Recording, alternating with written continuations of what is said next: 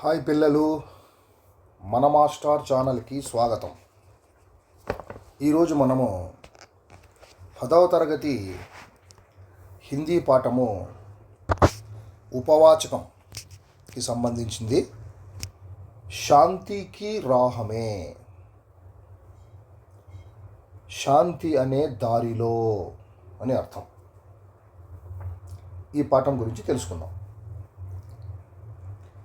यदि हमारे पास दुनिया का सारा वैभव और सुख साधन उपलब्ध है परंतु शांति नहीं है तो वैसे सुख साधन व्यर्थ हैं.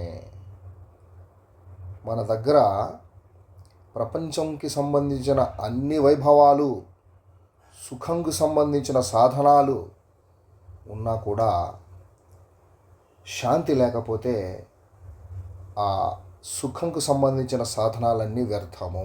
ఎన్ని ఉన్నా కూడా, మన దగ్గర ఎంత డబ్బు ఉన్నా కూడా ప్రపంచంలో శాంతి అనేది లేకపోతే అవన్నీ వ్యర్థము. संसार में मानव द्वारा जितने भी कार्य किए जा रहे हैं सबका एक ही उद्देश्य है శాంతి. ప్రపంచంలో మానవుని ద్వారా ఎన్ని కార్యక్రమాలు చేయబడుతున్నాయో అన్ని కార్యక్రమాల యొక్క అర్థం ఒకటే, శాంతి. सबसे पहले तो हमें जान लेना चाहिए कि శాంతి क्या है. మొదట మనం దీని గురించి తెలుసుకోవాలా, శాంతి అంటే ఏమి. శాంతి కా కేవల్ ఏ అర్థ నహీ కి ముఖ్ సే చుప్ రహే. శాంతి అంటే కేవలము శాంతంగా ఉండడము, నోరు కదపకుండా అని కాదు అర్థం. నోటి ద్వారా ఏమీ చెప్పుకోకుండా శాంతంగా ఉండేదని కాదు శాంతి అంటే. అపితు మన్ కో నియంత్రిత కర్ उसे बुराई के रास्ते पर चलने से रोकना ही वास्तविक शांति है. మనసును నియంత్రించి, మన మనసును చెడ్డదారి వైపు పోకోకుండా మన మనసును అడ్డుకోవడమే, రోకన అంటే అడ్డుకోవడమే నిజమైన శాంతి. ఇసిలియే జహా శాంతి హై వహా సుఖ్ హై. కాబట్టి ఎక్కడ శాంతి ఉంటుందో అక్కడ సుఖం ఉంటుంది. జహా సుఖ్ హై వహీ స్వర్గ్ హై. ఎక్కడ సుఖం ఉంటుందో అక్కడ స్వర్గం ఉంటుంది. జహా స్వర్గ్ హై వహీ దునియా కా శ్రేష్ఠ స్థాన్ హై. ఎక్కడ స్వర్గం ఉంటుందో అది ప్రపంచంలోనే అత్యున్నత స్థానము, శ్రేష్టమైన స్థానము. युद्ध, दुख, लालच और सभी पीड़ाओं को मिटाने का एकमात्र साधन है శాంతి.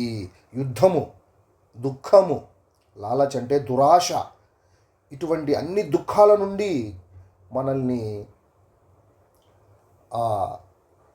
అడ్డుకునేటటువంటి ఒక గొప్ప సాధనం ఏమంటే శాంతి.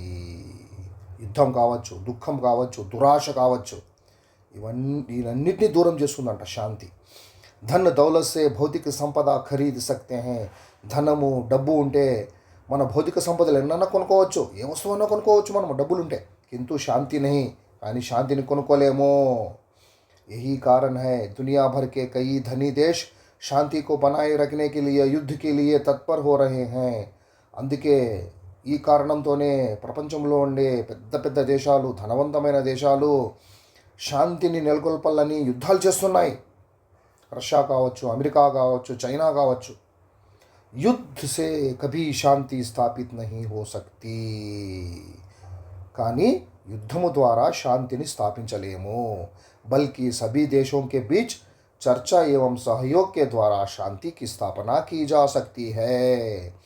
అన్ని దేశాల మధ్య చర్చలు సాగించి సహయోగం ద్వారా మాత్రమే, కోఆపరేషన్ అన్నమాట, ఈ శాంతిని నెలకొల్పవచ్చు.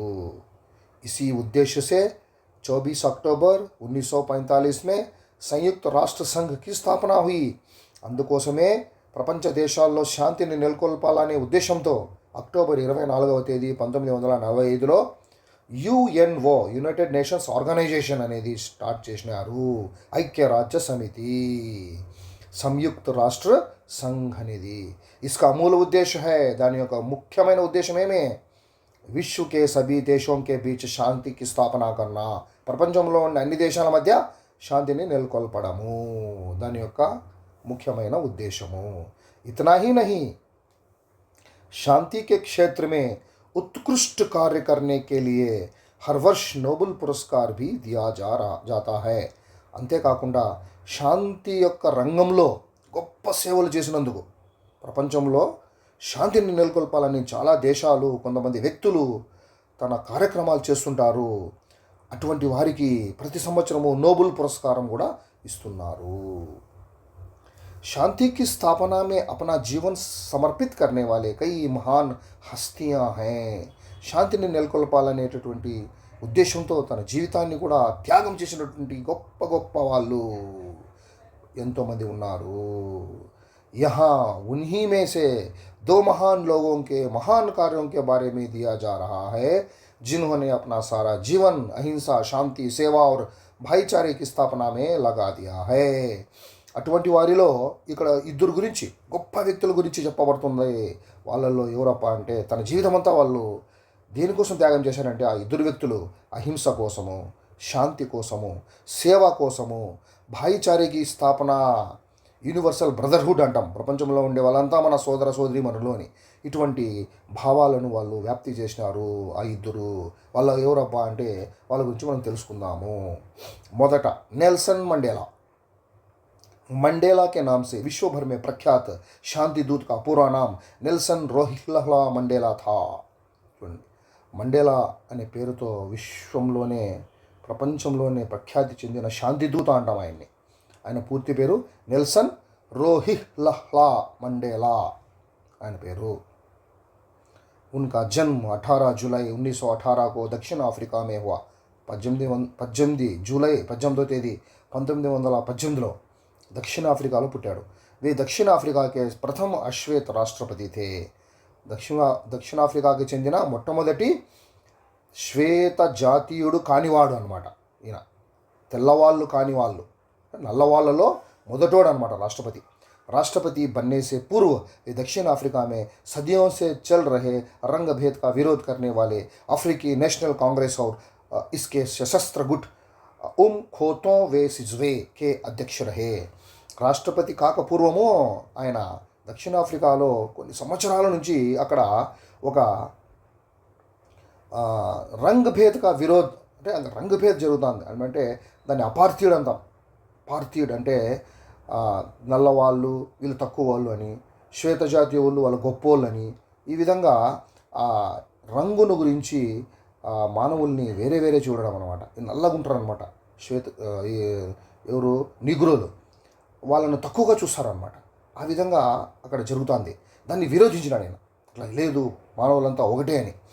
అటువంటి ఆ ఆఫ్రికీ నేషనల్ కాంగ్రెస్ అనేది స్టార్ట్ చేసినాడు.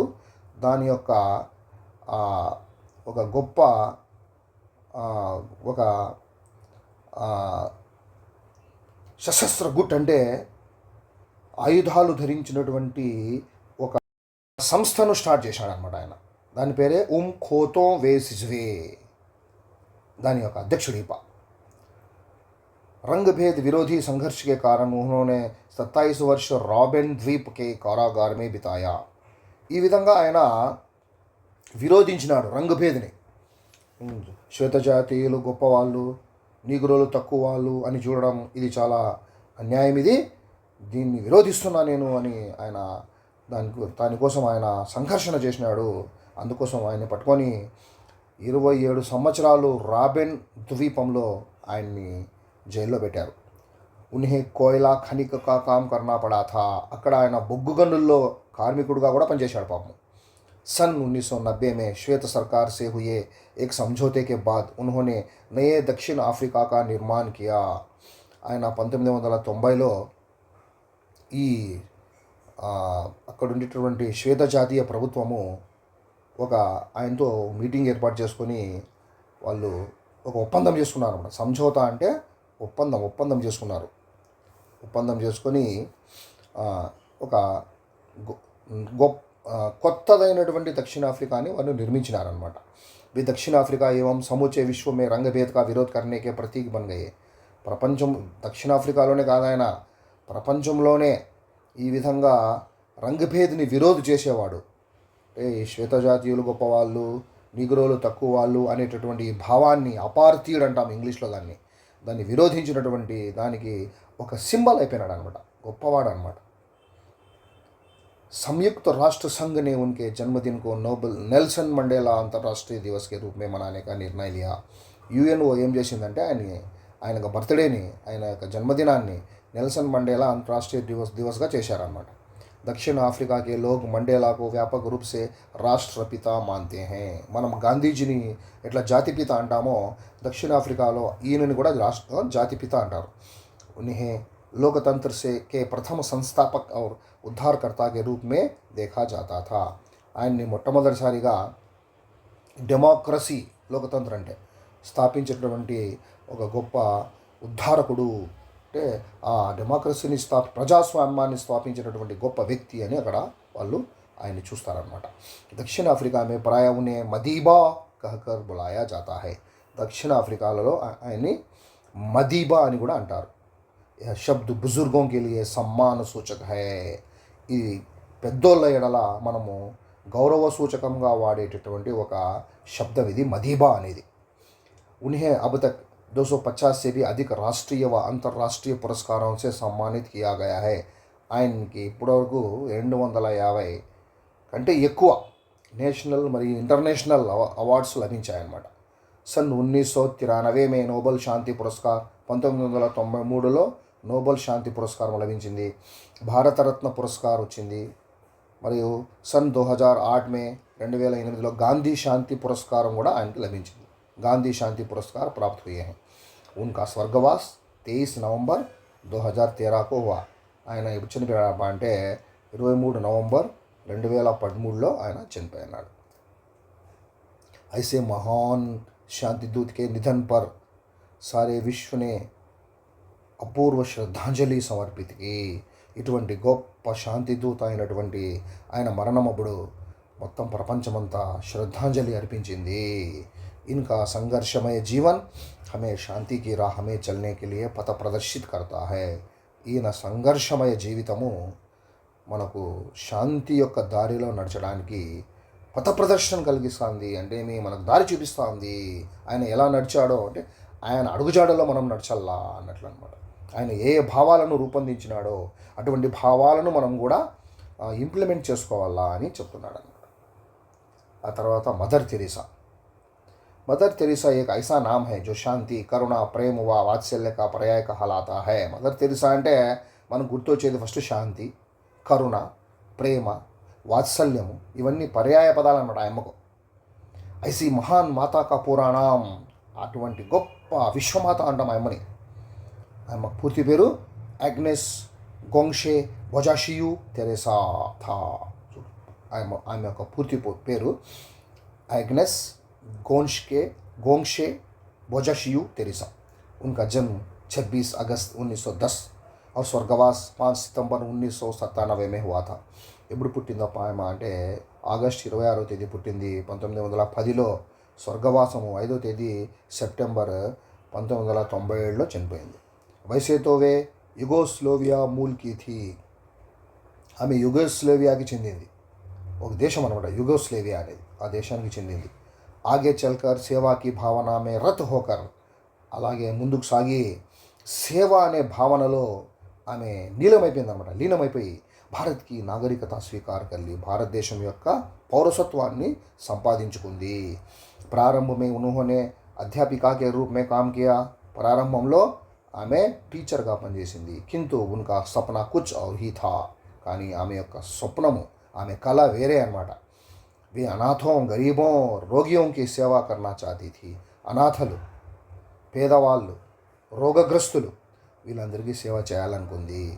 ఇసిలియే ఉన్హోనే सन 1950 में, అందుకోసం ఆమె 1950లో కలకత్తాలో మిషనరీస్ ఆఫ్ చారిటీకి స్థాపనకి, మిషనరీస్ ఆఫ్ చారిటీ అనే సంస్థను స్థాపించిందనమాట. ఉన్కే ద్వారా స్థాపిత సంస్థకో హి నిర్మల్ హృదయ कहते हैं. ఆమె ద్వారా స్థాపించిన ఈ సంస్థను ఇంకొక పేరుతో కూడా పిలుస్తారు, నిర్మల హృదయ అంటారు. उन्होंने अपना सारा जीवन गरीब, अनाथ और बीमार लोगों की सेवा में लगा दिया. తన మొత్తం జీవితం అంతా పేదలకు సేవ చేయడము, అనాథలకు సేవ చేయడము, రోగగ్రస్తులకు సేవ చేయడంలోనే గడిపింది అమ్మ. తన జీవితాన్నంతా అలాగే ఆమె గడిపింది. सन 1970 तक वे गरीबों और असहायों के लिए अपने मानवीय कार्यों के लिए प्रसिद्ध हो गई. 1970 వరకు పేదలు, అసహాయులు, నిస్సహాయులు అంటాం కదా, అటువంటి వాళ్ళకు మానవీయ కార్యాలు చేయడంలో, వాళ్ళ సేవ చేయడంలో ఆయమ్మ ప్రసిద్ధి అయిపోయింది. सन 1979 మే 1979లో నోబెల్ పురస్కారం వచ్చింది. सन 1980 మే 1980లో भारत रत्न अने अवार्ड వచ్చింది से सम्मानित किया गया. उन्होंने कथनी से कहीं करने को अधिक महत्व दिया. చెప్పడం కంటే చేయడము, చెప్పడం తేలిక కానీ చేయడం కష్టము. కాబట్టి ఆ విధంగా చెప్పడం కంటే చేయడం చాలా గొప్పది అని చెప్పిందనమాట ఆమె. ప్రార్థించే పెదవుల కన్నా సహాయము చేసే చేతులు మిన్న అనిందనమాట ఆమె. కాబట్టి ప్రార్థన కాదు ముఖ్యమో, నీ చేతులతో సహాయం చెయ్యి అని. इसीलिए वे हमेशा कहा करती थी, प्रार्थना करने वाले होठों से सहायता करने वाले हाथ कहीं अच्छे हैं. చూడండి ఇక్కడ ఉంది అది. ప్రార్థన చేసేటటువంటి పెదవుల కంటే సహాయం చేసే చేతులు చాలా గొప్పవి, మంచివి. మాతృమూర్తి కరుణామయి मदर तेरेसा ने अपने जीवन में साबित कर दिखाया है. మాతృమూర్తి అయినటువంటి ఆమె, కరుణామయి అయినటువంటి ఆమె మదర్ తెరీసా తన జీవితంలో నిరూపించింది. సాబిత్ కర్ దిఖాయా, ఏం నిరూపించింది? మానవ సేవ హి మాధవ సేవ హై, మానవుని యొక్క సేవనే మాధవుని యొక్క సేవ అని చెప్పింది. అంటే మానవుని సేవిస్తే భగవంతుని సేవించినట్లే. పరోపకార కే పథ్ పర్ చల్నే వాలోं को ही వాస్తవిక జీవన్ మిల్తా హై. పరోపకారము అనేటటువంటి ఒక పథ్, దారిలో నడిచే వాళ్ళకే వాస్తవిక జీవితం అనేది తెలుస్తుంది. పరోపకారం అనేది చాలా గొప్పది, ఆ దారిలో మనం నడచల్లా, అప్పుడే వాస్తవిక జీవితం అనేది మనకు తెలుస్తుంది. ఆజ్ వే హమారే బీచ్ నహీ రహి, ఇప్పుడు ఆమె మన మధ్యలో లేదు, చనిపోయింది. కింటూ ఉన్కే మహాన్ విచార్ అని ఆమె గొప్ప ఆలోచనలు, ఉత్కృష్ట కార్య, గొప్ప గొప్ప కార్యక్రమాలు, और శ్రేష్ఠ పరోపకారి గుణ్, గొప్పమైన పరోపకార గుణాలు ఆజ్ भी ఇప్పటికీ కూడా एक दिव्य ज्योति के रूप में हमें वास्तविक जीवन बिताने की राह दिखाते हैं. దివ్య జ్యోతి వలె, దివ్య జ్యోతి రూపంలో వాస్తవికమైన జీవితం ఎలా ఉంటుంది, ఎలా గడపల్లా అని మనకు దారి చూపిస్తున్నాయి ఆమె చెప్పినటువంటి ఇవన్నీ, ఈ మాటలు, ఈ చేష్టలు, ఇవన్నీ ఆమె చేసిన గొప్ప గుణాలు, ఆమె చేసిన గొప్ప కార్యక్రమాలు, ఇవన్నీ మనకు ఒక నిజమైన జీవితం అనేది ఎలా ఉంటుందో మనకు దారి చూపిస్తూ ఉంది. ఇంతటితో ఈ పాఠం అయిపోయింది. ఇంకొక వీడియోలో ఇంకో పాఠంతో మనం ముందుకు వస్తాము. అంతవరకు సెలవు.